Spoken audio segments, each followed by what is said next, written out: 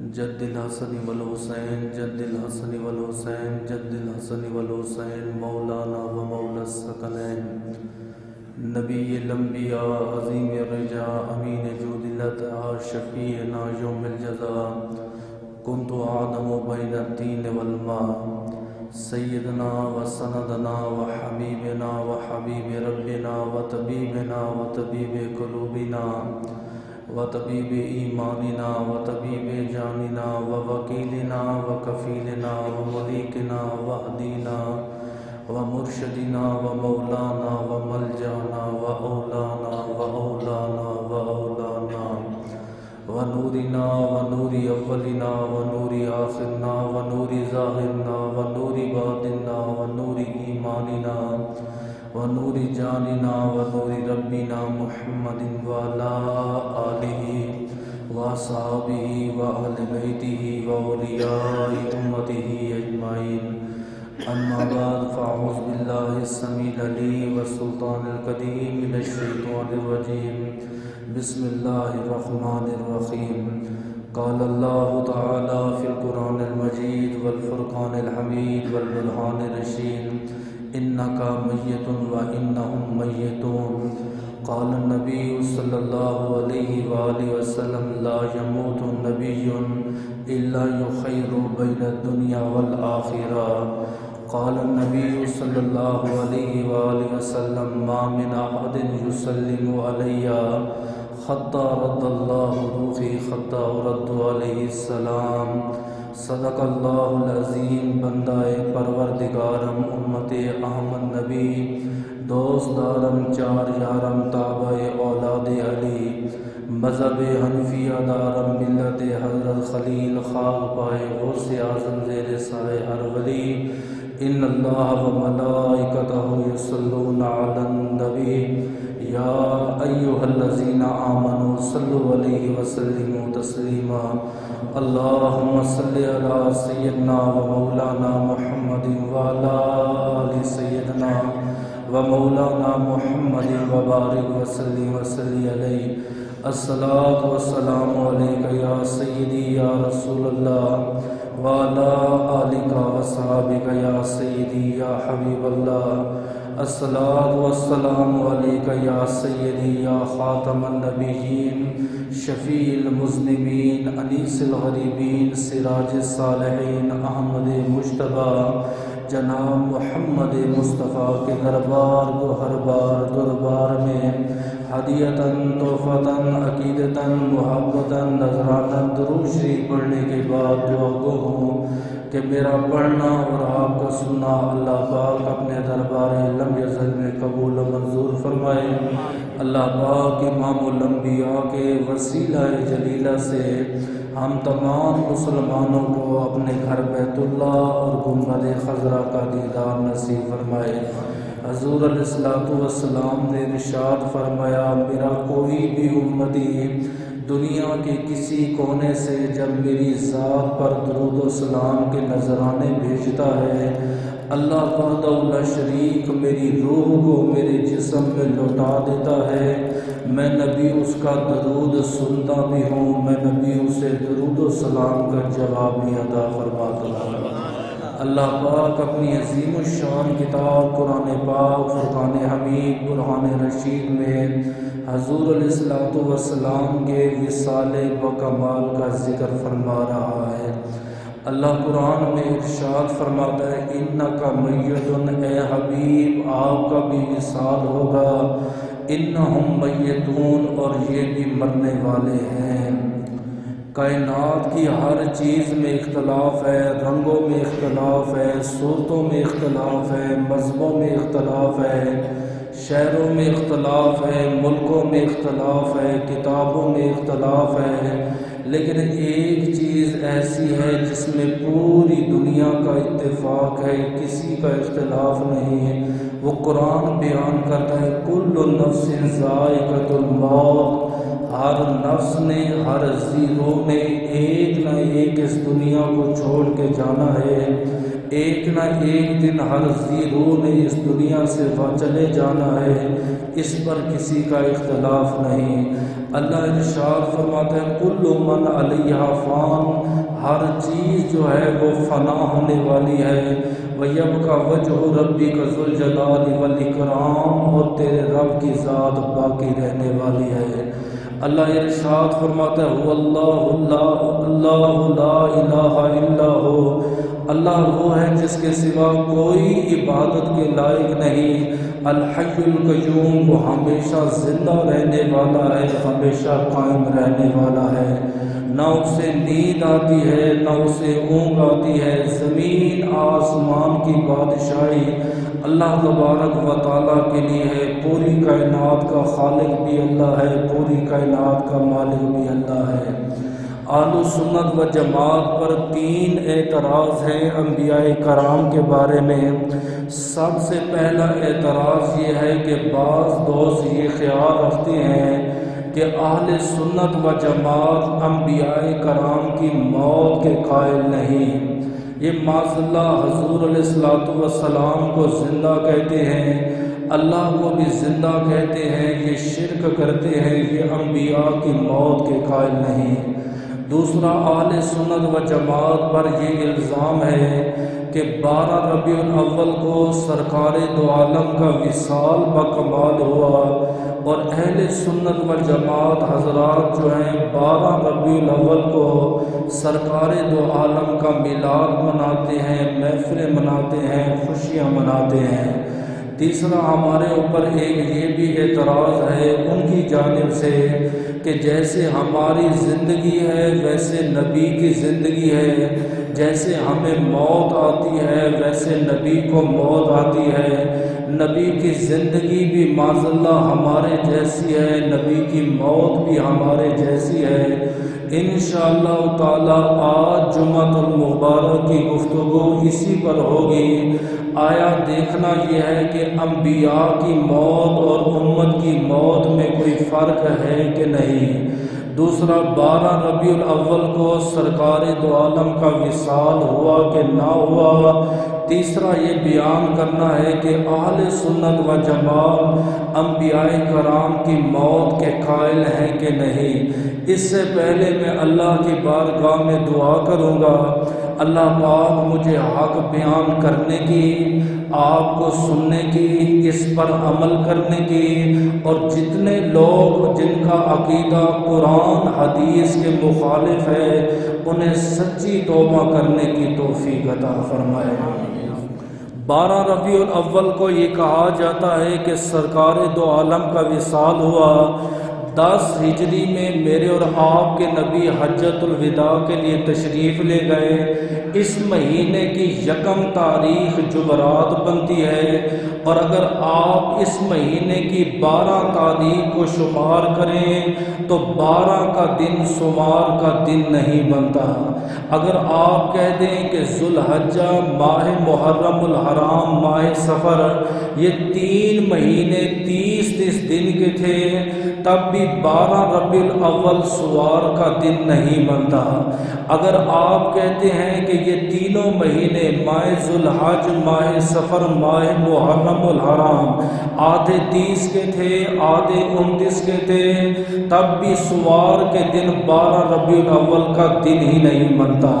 اگر آپ کہتے ہیں یہ تینوں مہینے بعض جو تھے وہ 30 کے تھے، بعض جو تھے 29 کے تھے، تو 12 ربیع الاول کے دن پھر بھی سوار کا دن نہیں آتا، یا 7 ربیع الاول بنتا ہے یا 2 ربیع الاول بنتا ہے۔ اور جمہور محدثین کرام جن میں امام ابن اسحاق بھی شامل ہیں اور امام ابن کثیر بھی شامل ہیں، وہ کہتے ہیں 12 ربیع الاول کو سرکار دو عالم کا وصال نہیں بلکہ 12 ربیع الاول کو سرکار دو عالم کی ولادت کا دن ہے، اور 2 ربیع الاول، اور بعض نے کہا 1 ربیع الاول کو سرکار دو عالم کا وصال ہوا۔ اس لیے جب 12 ربیع الاول آتا ہے سنی ہر سال نبی پاک کا جشن عید میلاد النبی مناتے ہیں۔ دوسرا اعتراض یہ تھا جیسے معاذ اللہ ہماری زندگی ہے ویسے نبی کی زندگی، جیسے ہماری موت ہے ویسے امتی کی موت ہے۔ نبی کی موت اور نبی کی زندگی میں امت کی زندگی موت میں کوئی فرق نہیں۔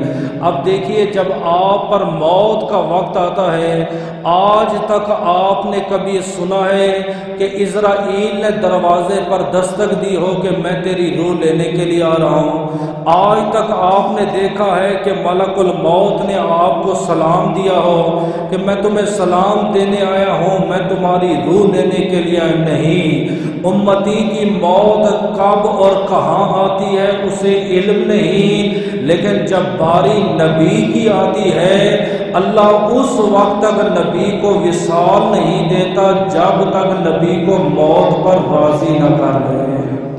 تیسرا، ملک الموت جب امتی کے پاس آتا ہے اجازت نہیں لیتا، نہ ہی وہ سلام کرتا ہے، لیکن جب ملک الموت کسی نبی کی روح لینے کے لیے جاتا ہے وہ پہلے سلام بھی کرتا ہے پھر اجازت بھی طلب کرتا ہے۔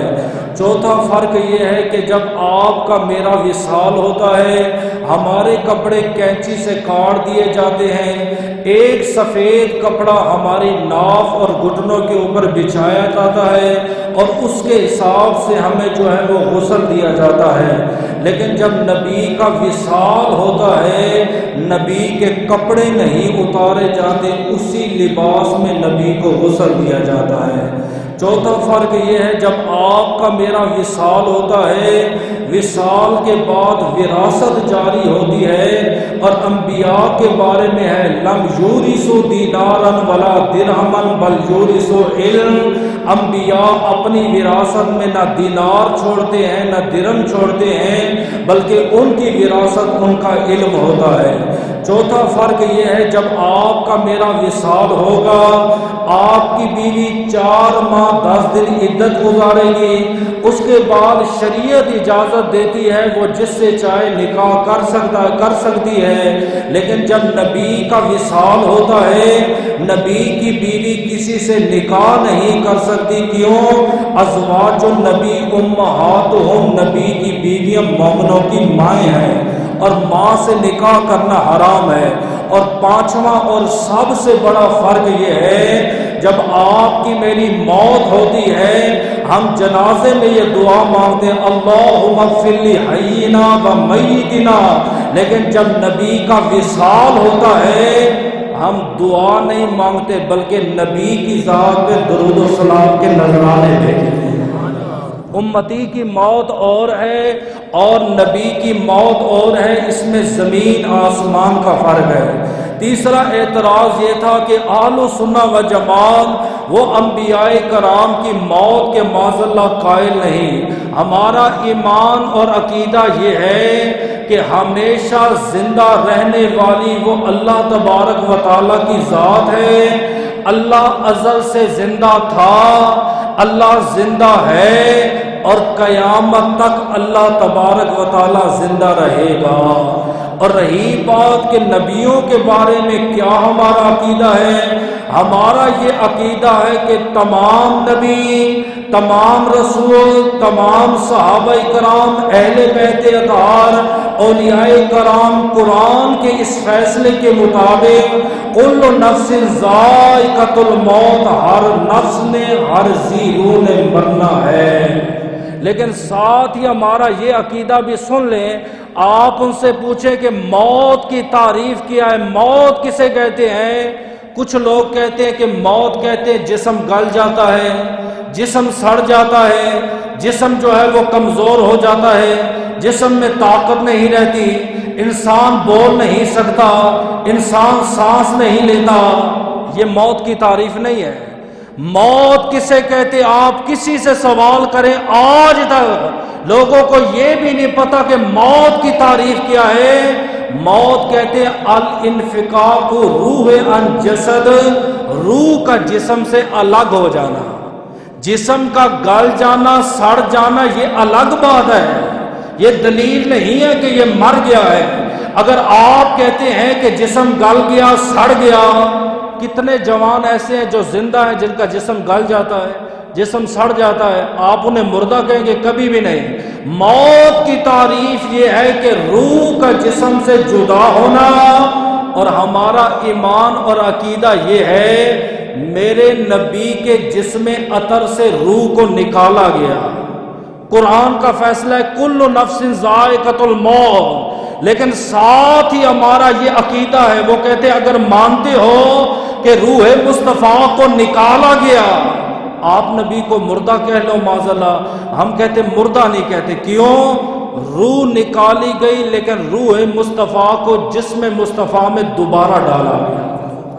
نکالا اس لیے گیا کیونکہ عقیدہ توحید میں شک ہوتا۔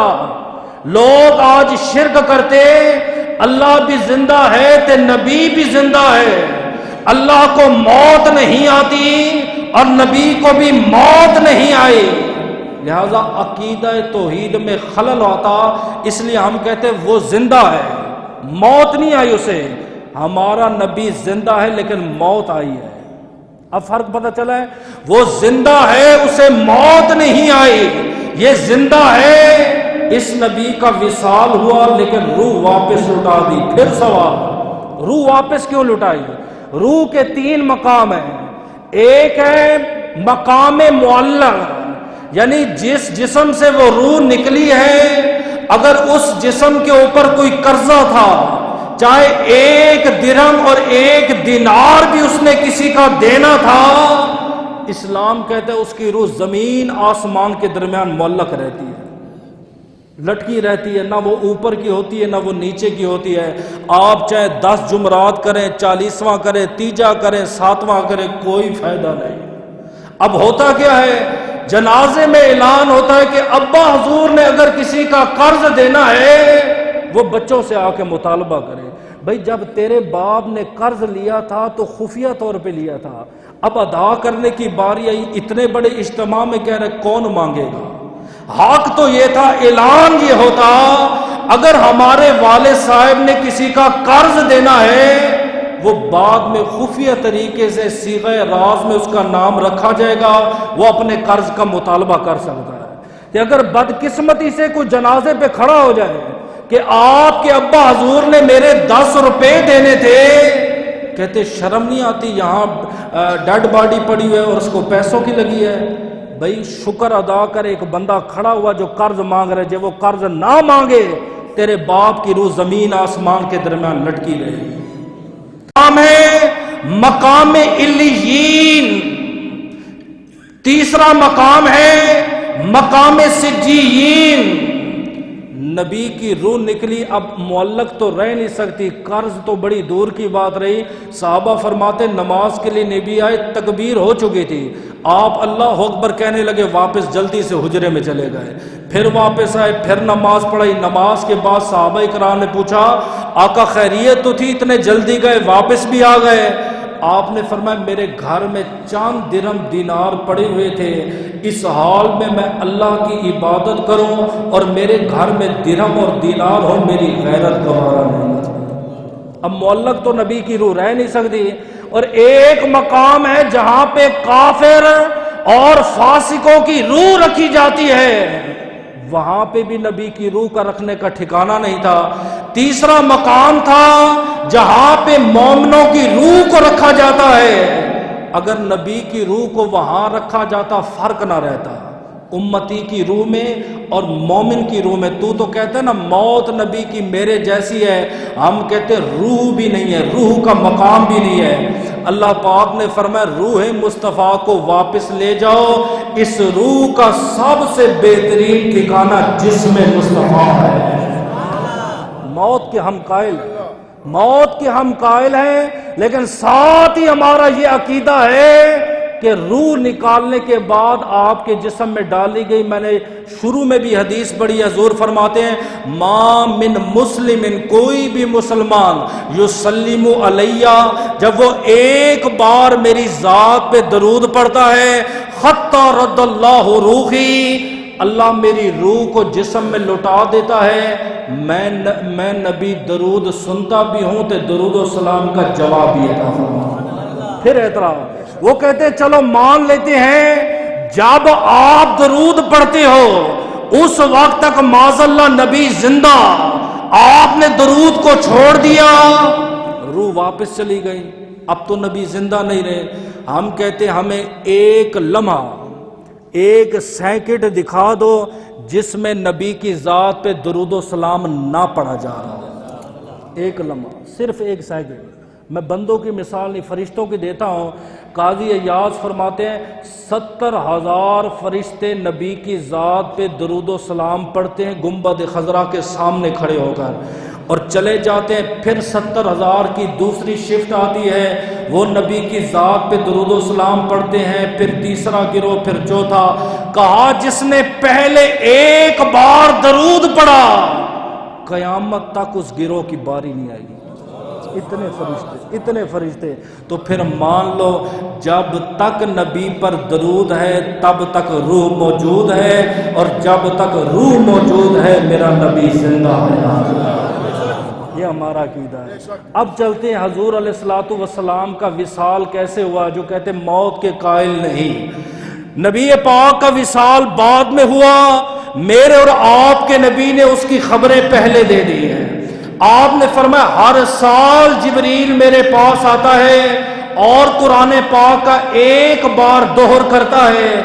اس سال جبریل میرے پاس 2 مرتبہ دوہر کرنے کے لیے آیا۔ ہر سال میرے اور آپ کے نبی ماہ رمضان میں 10 دن اعتکاف بیٹھتے تھے۔ جس سال آپ کا وصال ہوا آپ نے 20 دن لگاتار اعتکاف کیا۔ جس سال نبی کا وصال ہوا آپ شہدائے احد کے قبرستان میں تشریف لے گئے، جنت البقیع کے قبرستان تشریف لے گئے۔ آپ نے جمعۃ المبارک کا خطاب کیا اور خطاب میں فرمایا انی قد اوتیت بخزائن الارض، اللہ پاک نے مجھے زمین آسمان کے خزانوں کی چابیاں دے دی ہیں۔ اور آگے صحابہ کو کہا واللہ لا تشرک من بعدی، میرے وصال کے بعد مجھے یہ خوف نہیں کہ میرے صحابہ شرک کریں گے۔ شرک کا اپنی امت پہ خوف نہیں، لیکن یہ خوف ہے کہ دنیا کی لذتوں میں مبتلا ہو جائیں گے اور دنیا کی خاطر کہیں ایک دوسرے کی گردن نہ ماریں۔ چوتھی حدیث، اب آپ کے اور میرے نبی نے خطاب کیا، ہر بندہ نہ خطاب سن سکتا ہے نہ ہر بندہ خطاب کو سمجھ سکتا ہے کہ کہنے والے نے کیا کہا ہے۔ بعض سو کے جمعہ گزار دیتے ہیں، بعض سر ہلا کے چلے جاتے ہیں، بعض سمجھتے ہیں کہ بات کی گہرائی کیا ہے۔ اب خطاب سنیے گا، آپ نے فرمایا بندوں میں سے ایک بندہ ہے، اسے اللہ پاک نے اختیار دیا ہے، چاہو تو میرے پاس آ جاؤ، چاہو تو دنیا میں رہو۔ صحابہ کرام نے عرض کیا آقا پھر اس بندے نے کیا کیا؟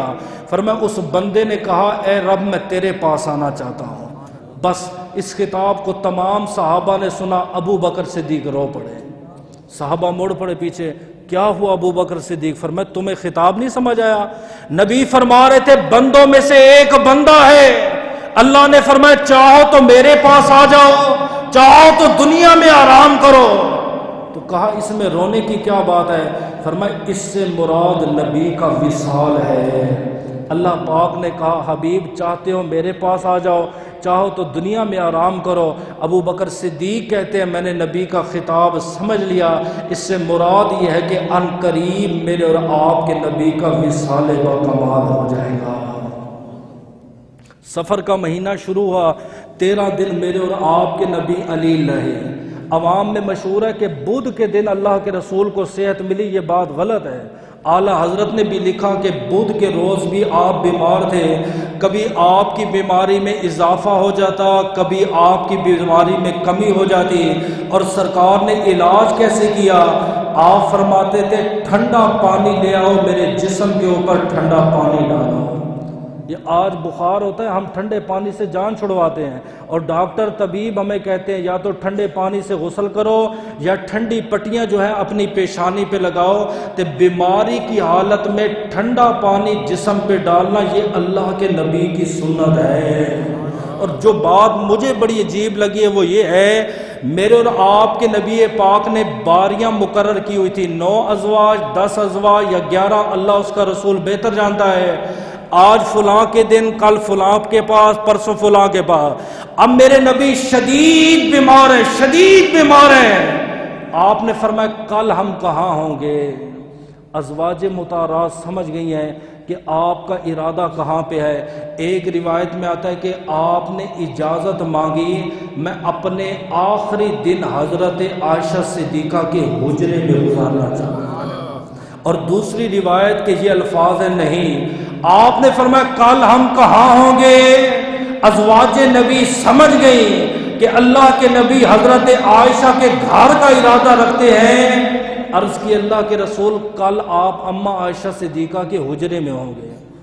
باریاں مقرر کی ہوتی. تو آپ کہتے ہو نا 4 شادیاں کرنا نبی کی سنت ہے، نمکین کے بعد میٹھا کھانا یہ نبی کی سنت ہے. نہیں، بیویوں میں عدل انصاف تے بیویوں کے حقوق پورے کرنا یہ بھی نبی کی سنت ہے. اور کیسے عمل کیا؟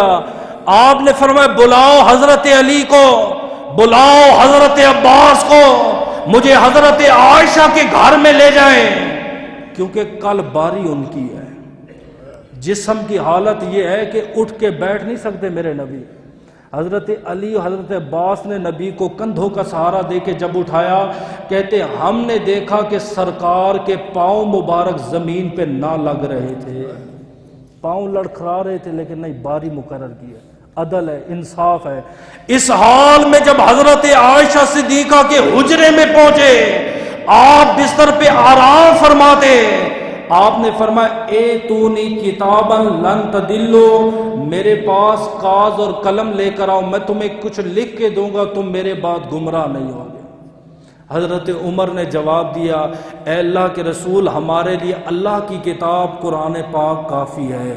بعض لوگوں نے اس کا مذاق اڑا لیا، اعتراض، کہتے ہیں اللہ کے نبی حضرت علی کی خلافت لکھنے لگے تھے، حضرت علی کو خلیفہ بنانے لگے تھے، تے معاذ اللہ حضرت عمر نے کاغذ اور قلم نہ دیا.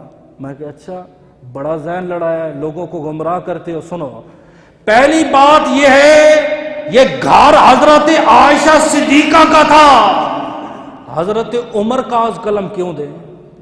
دوسری بات یہ ہے مان لیتا ہوں حضرت عمر نے کاغذ اور قلم نہ دیا، علی پاک موجود تھے، عباس موجود تھے، ابو بکر موجود تھے، باقی صحابہ، وہ دے دیتے. سمجھیں؟ اور ہمارے علماء نے بڑا پیارا جواب دیا. وہ کہتے نہیں، ان کی کاغذ پینسل کی دکان تھی، حضرت عمر کی ڈیوٹی لگی ہوئی تھی، آپ نے دینا ہے. تیسرا فرمایا چلو اگر اتنی خاص بات تھی جو نبی نے لکھنی تھی، لازمی ہے لکھ کے دیتے، زبانی کہہ دیتے. جن صحابہ کرام نے نبی سے ایک بار قرآن کو سنا، قرآن ساری زندگی یاد رکھا، لکھا نہیں ہے، انہیں نبی کی آخری وصیت بھول جاتی ہے. میں پھر اس کا الزامی جواب دیتا ہوں کہ جب حدیبیہ کے موقع پر نبی نے کہا تھا علی نام محمد پہ لکیر پھیر، مولا علی شیر خدا نے کہا تھا آقا نہیں، میں نہیں پھیروں گا لکیر، حالانکہ نبی کا حکم تھا. میں نے پوچھا کیوں؟ کہتے ادب تھا، احترام تھا. میں کہ جی وہاں ادب احترام تھا، نبی پاک کی طبیعت ناساز تھی. حضرت عمر نے ادب احترام کرتے ہوئے کہا آقا ہمارے لیے کتاب اللہ کافی ہے. پھر صحابہ کرام میں آوازیں بلند ہوئی، آپ نے فرمایا میرے پاس آواز بلند نہ کرو، حتیٰ کہ عشاء کی نماز کا وقت ہو گیا. میرے اور آپ کے نبی نے پوچھا نماز ہوئی ہے؟ آقا آپ کے بغیر نماز کیسے ہوگی؟ نبی اٹھے، آپ نے غسل کیا، چارپائی پر بیٹھے، طبیعت پھر علیل ہوئی، پھر لیٹ گئے، پھر اٹھے، پھر غسل کیا. 3 مرتبہ میرے نبی نے عشاء نماز پڑھنے کے لیے، پڑھانے کے لیے وضو فرمایا. جمعے والے دن بھی لوگ بے غسلے آ جاتے، غسل نہیں کرتے، جبکہ مسئلہ ہے. فرمایا جمعے کے دن غسل کرنا مسلمان پر واجب ہے. فرمایا جب مسلمان غسل کرتا ہے، ناخن کاٹتا ہے، آنکھوں میں سرما لگاتا ہے، عطر لگاتا ہے، وہ گناہوں سے ایسے پاک ہو جاتا ہے جیسے ماں نے پیٹ سے آگ جلا دی. عشاء کی نماز 4تھی مرتبہ میرے اور آپ کے نبی اٹھے، آپ نے فرمایا عشاء کی نماز ہوئی؟ آقا آپ کے بغیر کون پڑھائے گا؟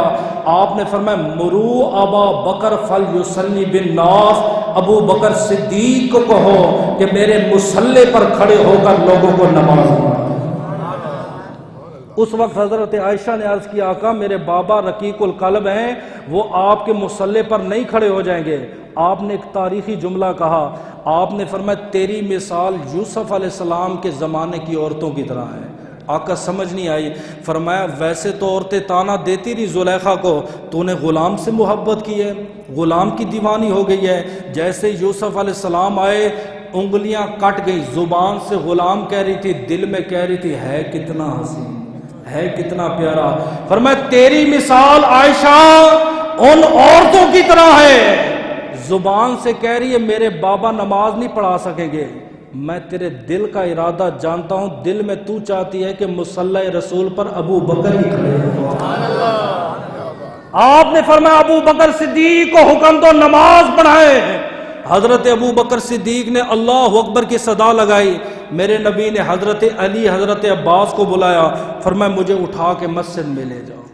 آپ کو اٹھا کے جیسے ہی مسجد میں لے گئے، سیدنا صدیق اکبر کو پتہ چلا نبی مسجد میں آ رہے ہیں، آپ دوران نماز پیچھے ہٹ گئے۔ آپ نے فرمایا ابو بکر نماز پڑھاؤ۔ عرض کی آقا ابو قحافہ کا بیٹا آپ کے آگے کھڑے ہو کر آپ کا امام نہیں بن سکتا۔ ساری رات نبی کی بیماری میں گزری، پھر آپ نے فرمایا 7 مشکیزیں لے آؤ، ایسے مشکیزیں جن کا منہ نہ کھولا گیا ہو، اس کا پانی میرے اوپر ڈالو۔ حتیٰ کہ فجر کی نماز کا وقت ہو گیا، میرے نبی نے فرمایا فجر کی نماز پڑھی؟ عرض کی نہیں۔ آپ نے فرمایا مرو ابا بکر فلیصلی بالناس، ابو بکر صدیق کو حکم دو لوگوں کو نماز پڑھائیں۔ اب ابو بکر صدیق نماز پڑھا رہے ہیں، یہ آخری دیدار تھا میرے اور آپ کے نبی کا۔ اللہ کے نبی نے حضرت علی اور حضرت عباس کو حکم دیا مجھے پھر اٹھاؤ، پھر مجھے دکھاؤ کہ جس کو میں نے امام بنایا ہے میرے صحابہ اس کے پیچھے نماز کیسے پڑھ رہے ہیں۔ میرے اور آپ کے نبی تشریف لائے، آپ نے حجرے کا پردہ ہٹایا، امام کو امامت بھول گئی، مقتدی کو اقتداء بھول گئی۔ دوران نماز سب نے اپنا چہرہ پھیر کر مصطفیٰ کا دیدار شروع کر دیا۔ میرے اور آپ کے نبی نے پردہ ہٹایا، پھر آپ بستر پہ تشریف لے گئے، آپ نے سیدہ طیبہ طاہرہ حضرت فاطمہ الزہرا کو بلایا۔ آپ نے فرمایا سیدہ اس سال میں چند دن کا مہمان ہوں، میرا وصال ہو جائے گا۔ سیدہ کہنے لگی فبکت، میں رونے لگی۔ پھر نبی نے فرمایا سیدہ رو مت، قیامت کے دن جنتی عورتوں کے سردار بن کے جنت میں داخل ہو گئی۔ پھر حضرت عائشہ فرماتی ہے میں نے سرکار دو عالم کا سر اپنی گود میں رکھا۔ کتنا پیار تھا نبی کو عائشہ، 11 بیویاں، 9 بیویاں، چلو 9 نہ سمجھ لو، 8 7 باقی رہ گئی تھی، باقی کسی کے حجرے میں نہیں گئے۔ آپ نے فرمایا میرا وصال ہوگا تو عائشہ صدیقہ کے حجرے میں ہوگا، میں آرام کروں گا تو عائشہ صدیقہ کے کیوں؟ آپ نے فرمایا میری جتنی بھی ازواج ہیں جب بھی ان کے بستر پہ جاتا ہوں وحی کا نزول نہیں ہوتا۔ ایک حضرت عائشہ صدیقہ ہے، جب بھی ان کے بستر پہ آرام فرماتا ہوں جبریل رب کی وحی لے کر میرے دربار میں حاضر ہو جاتا ہے۔ حضرت عائشہ فرماتی ہے سامنے حضرت عبد الرحمن آئے اور ان کے منہ میں مسواک تھی، سرکار دو عالم بار بار اس کی طرف دیکھنے لگے، بار بار اس کی طرف دیکھنے لگے۔ میں سمجھ گئی کہ اللہ کے رسول کو مسواک کی ضرورت ہے، تو میں نے عبد الرحمن کو کہا مسواک مجھے دو۔ میں نے مسواک لی، اس کو نرم کیا، پھر اللہ کے رسول کو دیے، اور آپ نے مسواک ایسے فرمائی جیسے تندرست آدمی فرماتا ہے۔ یہ آپ نے کہاں سے دین سیکھا ہے کہ یہ بیوی کا جو ہے ٹوتھ برش ہے یہ میں نے نہیں استعمال کرنا، جراثیم لگیں گے؟ میرے اور آپ کے نبی نے تے حضرت عائشہ صدیقہ کا جھوٹا استعمال کیا۔ کہتے ہیں جہاں سے بیوی نے پانی پیا وہاں سے مرد نہ، کیوں؟ کہتے ہیں بیوی کا غلام ہو جائے گا۔ یہ شریعت کیسی آپ نے گھڑی ہے؟ یہ نبی کے لیے بھی قاعدے قانون بناؤ گے؟ میرے اور آپ کے نبی نے آخری ٹائم حضرت عائشہ سے مسواک لیا، آپ نے مسواک فرمایا، اچانک آواز آئی السلام علیکم یا اہل البیت نبوہ، سیدہ فاطمہ بھی ساتھ بیٹھی ہیں، حضرت عائشہ بھی بیٹھی ہوئی ہیں. آپ نے جب دردناک آواز کو سنا، آپ نے فرمایا اجرک اللہ یا عبد اللہ ان رسول اللہ صلی اللہ علیہ وسلم مشغول لنفسہ. اللہ تجھے اجر دے، تو آج دیدار کے لیے آیا ہے. میرے نبی کی طبیعت ناساز ہے، میرے بابا بیمار ہیں، آج آپ چلے جاؤ، پھر کبھی آ جانا. پھر آواز آئی، فرمایا السلام علیکم یا اہل البیت النبوہ. اے نبی کے گھر والوں، تم کو میرا سلام ہو، اگر اجازت دیتی ہو میں اندر داخل ہو جاؤں. سیدہ فاطمہ تو زہرا نے کہا اجرک اللہ یا عبد اللہ، اے اللہ کے بندے، اللہ تجھے اجر عطا فرمائے. میرے بابا بیمار ہیں، میرے بابا کی طبیعت علیل ہے، آج واپس چلے جاؤ. جب اس نے تیسری مرتبہ آواز لگائی تو حضرت فاطمہ نے کہا فقال فاطمہ لی عائشہ تھا عجیب رجل، کتنا عجیب آدمی ہے. میں کہہ بھی رہی ہوں بابا کی طبیعت ناساز ہے، میرے بابا علیل ہیں، اس اعرابی کو سمجھ کیوں نہیں آتا، پھر بھی بار بار کہہ رہا ہے میں نبی کا دیدار کرنا چاہتا ہوں. اب باہر جو اعرابی ہے وہ پریشان کھڑا ہے. وہ اعرابی نہیں، ملک الموت تھا.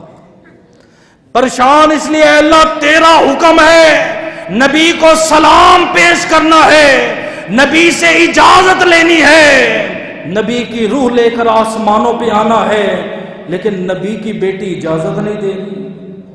جب بغیر اجازت جاتا ہو فاطمہ ناراض ہوتی ہے، جب اجازت نہیں لیتا تو میرا رب ناراض ہوتا ہے. اتنے میں میرے اور آپ کے نبی کی آنکھ کھلی، بے ہوش تھے. میرے نبی نے کہتے نا دیوار کے پیچھے کا پتہ نہیں، ہم کہتے وہ دیوار دکھاؤ ہمیں، وہ کون سی دیوار ہے جس کے پیچھے ہمیں دکھاؤ تو صحیح، کس مستری نے بنائی ہے. آپ نے فرمایا یا فاطمہ من الباب، جانتی ہو دروازے پر کون ہے؟ فقال لا یا رسول اللہ، نہیں. آپ نے فرمایا ھذا حازم اللذات و مفرق الجمال. آپ نے فرمایا لذتوں کو ختم کرنے والا، جماعت کو توڑنے والا، ھذا مرمم الازمات و معتمم الاولاد، بیویوں کو بیوہ بنانے والا، اولاد کو یتیم اور مسکین بنانے والا، ھذا مخرب الدور و عامر القبور. آپ نے فرمایا گھروں کو ویران کرنے والا اور قبرستان کو آباد کرنے والا، ھذا ملک الموت، تیرے دروازے پر ملک الموت آیا ہوا ہے.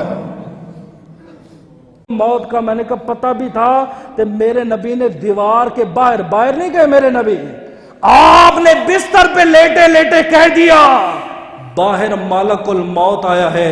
جس نبی کی نگاہ نبوت سے ملک الموت نہیں چھپ سکتا، اس نبی پاک کی نگاہ نبوت سے امتی کے درود و سلام بھی نہیں چھپ سکتا. آپ نے فرمایا تجھے سلام ہو، اندر داخل ہو جا. ملک الموت جب نبی کے دربار میں آیا، آپ نے فرمایا ام ظاہرن ام کاذبن، آپ نے فرمایا روح لینے کے لیے آیا ہے یا میرا دیدار کرنے کے لیے آیا ہے؟ ملک الموت نے کہا اے اللہ کے رسول، رب کا حکم تھا پہلے نبی کو سلام دینا، سلام کے بعد نبی پاک کا دیدار کرنا، اور دیدار کے بعد نبی سے پوچھنا اگر آپ راضی ہو میں آپ کی روح لے لوں. یہ کہتے ہیں نبی کی موت میں ہماری موت میں فرق نہیں، بڑا فرق ہے، زمین آسمان کا فرق ہے. یہ موت آئے گی، یہ اجازت کیوں مانگتی جانتے ہو؟ علامہ علوسی رحمت اللہ تعالی علیہ فرماتے ہیں اس سے پہلے ملک الموت کبھی کسی سے اجازت نہ مانگتا تھا، باری نبی کی اجازت کیوں مانگی؟ وہ کہتے جب ملک الموت موسیٰ علیہ السلام کے پاس گیا تھا روح لینے کے لیے، آپ نے منہ پہ تھپڑ مارا تھا، فرمایا میرا مرنے کا ارادہ نہیں. وہ کہتے تھپڑ اس لیے نہیں مارا تھا، اپنی تھپڑ اس لیے مارا تھا کہ میرے بعد آمنہ کا لال آئے گا، زمین پہ نام محمد، آسمان پہ احمد ہوگا. آج میری بارگاہ میں بغیر اجازت کے آ گیا ہے، میں نے تجھے طریقہ بتا دیے، جب اس کی روح لینے جانا پہلے اس نبی سے اجازت لینا. جیسے ہی ملک الموت کو میرے نبی نے دیکھا، آپ نے فرمایا بتا میرا یار جبریل کہاں پہ ہے؟ عرض کیا آقا وہ تو آسمانوں پر ہے. فوراً جبریل علیہ السلام کیا. آپ نے فرمایا جبریل میری روح لینے کے لیے آئے ہو؟ یا جبریل بشرنی، بڑی قابل غور بات ہے. عرض کی جبریل مجھے کچھ خوشخبری تو سنا، کوئی اچھی بات تو سنا۔ عرض کی آقا آپ کے لیے اللہ پاک نے جنت کے سارے دروازے کھول دیے ہیں۔ آپ نے فرمایا یا جبریل بشرنی، کچھ اور خوشخبری سنا۔ آقا آپ کے لیے تمام دوزخ کے دروازے بند کر دیے ہیں۔ آپ نے فرمایا جبریل بشرنی، کچھ اور خوشخبری سنا۔ عرض کی تمام روحیں، تمام ملائکہ آپ کی روح کے استقبال کے لیے اوپر کھڑے ہوئے ہیں۔ آپ نے فرمایا بشرنی جبریل، کچھ اور خوشخبری سنا۔ عرض کی آقا قیامت کے دن سب سے پہلے آپ کی شفاعت قبول ہوگی۔ آپ نے فرمایا جبریل کوئی اور خوشخبری سنا۔ جبریل کہتے ہیں میں سمجھ گیا نبی کچھ اور سننا چاہتے اور بڑی تیرے لیے قیمتی بات ہے۔ آج تو نبی کی ذات پہ صلاۃ و سلام نہیں پڑھتا، تو میلاد نہیں مانتا، انگوٹھوں کی بات ہے تو 10 حوالے مانگتا ہے پھر انگوٹھے چومتا ہے، نبی کی سنت کی بات ہے تو سنت کی مخالفت کرتا ہے۔ سن، جبریل نے کہا آقا آپ ہی بتائیں آپ کیا سننا چاہتے ہیں۔ میرے نبی نے عین اپنے وصال سے چند منٹ پہلے 4 باتیں کی ہیں۔ آپ نے فرمایا جبریل میں یقرأ لقراءۃ من بعدی، میرے بعد قرآن کے قاریوں کا کیا ہوگا؟ مذاق اڑانا بڑا آسان ہے قاریوں کا، یہ میرے نبی علیل ہے۔ آخری سوال ہے میں یقرأ القراء من بعدی، میرے بعد قرآن کے قاریوں کا کیا ہوگا؟ میرے بعد میری امت کے علماء کا کیا ہوگا؟ میں یصوم رمضان، آپ نے فرمایا وہ میرے امتی جو رمضان کے 30 روزے رکھیں گے ان امتیوں کا کیا ہوگا؟ میں یحاج لبیت اللہ، میرے وہ امتی جو حج ادا کرتے ہیں ان کا میرے بعد کیا ہوگا؟ چوتھا اور آخری سوال میں یصافات امت من بعدی، میرے جو کمزور تے غریب امتی ہیں ان کا کیا ہوگا؟ بڑے جنازے میں نے پڑھے بھی ہیں، میں نے دیکھے بھی ہیں، میں نے وصیت ہے پلاٹ بیٹے کو، پلازا بیٹے کو، بلڈنگ فلاں کو، ارے مرنے والا کبھی بھی غریب کا نہیں سوچتا۔ یہ 1.25 لاکھ نبیوں کا امام نبی ہے، 4 بیٹیوں کا بابا بھی ہے، 2 نواسے حسن حسین بھی ہے، 1.25 لاکھ صحابہ بھی ہے، 10 مبشرہ بھی ہے، 313 بدری بھی ہے۔ میرے نبی نے نہیں کہا ابو بکر کا کیا ہوگا، نہیں، میرے غریب امتیوں کا کیا ہوگا۔ فرمایا جا یہ 4 سوال رب سے کر، جب تک میرے غریب امت کا فیصلہ نہیں ہوتا تب تک میری روح نہ نکالے۔ جبریل کہتے ہیں میں اللہ کے دربار میں واپس گیا، اے اللہ آپ کے محبوب نے 4 سوال بھیجے ہیں، میرے بعد قرآن کے قاریوں کا کیا ہوگا، میرے بعد ماہ رمضان کے روزے رکھنے والوں کا کیا ہوگا، میرے بعد حاجیوں کا کیا ہوگا، میرے بعد میری غریب امت کا کیا ہوگا۔ اللہ پاک نے فرمایا جبریل جا پھر میرے نبی کو یہ پیغام سنا لے، ان اللہ عز وجل قد حرمت الجنت علی جمیع الانبیاء والامم حتی تدخلها انت و امتک یا محمد صلی اللہ علیہ وسلم۔ اور میں جبریل جا میرے نبی کو خوشخبری دے دے، اللہ پاک نے تمام نبیوں پر، اللہ پاک نے تمام رسولوں پر اور تمام نبیوں کی امت پر جنت کو حرام کر دیا ہے، اور جب تک آپ اور آپ کے امتی جنت میں داخل نہیں ہوں گے آپ کی امت سے پہلے کوئی نبی جنت میں داخل نہیں ہوگا۔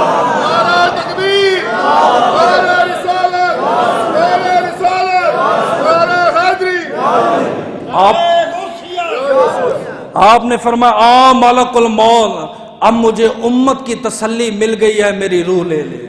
اور ایک روایت میں آتا ہے اے ملک الموت مجھے بتا جب تو روح نکالتا ہے کیسے نکالتا ہے؟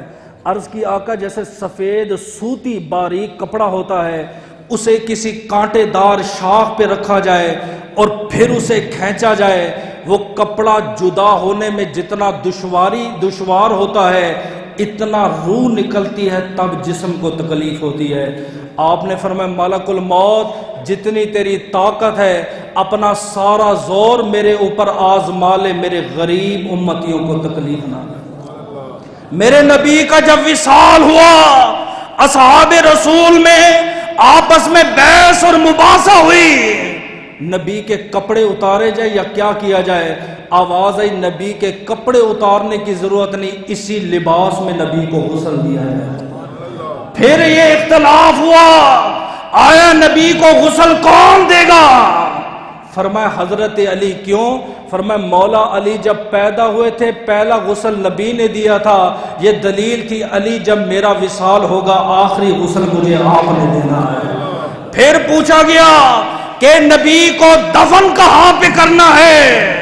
اندر سے حضرت عائشہ کی آواز آئی، فرمایا میں نے نبی سے سنا تھا جہاں پہ نبی کا وصال ہوتا ہے اسی زمین میں نبی کا مزار بنتا ہے۔ کتنی خوش نصیب ہے عائشہ، فرمایا کہ جگہ بھی نبی کو، کتنی خوش نصیب ہے عائشہ کہ نبی کا آخری مزار بھی وہاں بنا جو حضرت عائشہ صدیقہ کا حجرہ مبارک تھا۔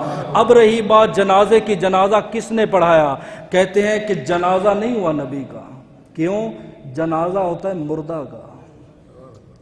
یہ نہ کہنا سنی تھے اس ٹائم بریلوی تھے، یہ کتابوں میں لکھا ہے، جنازہ ہوتا ہے مردہ کا، زندہ کا جنازہ نہیں۔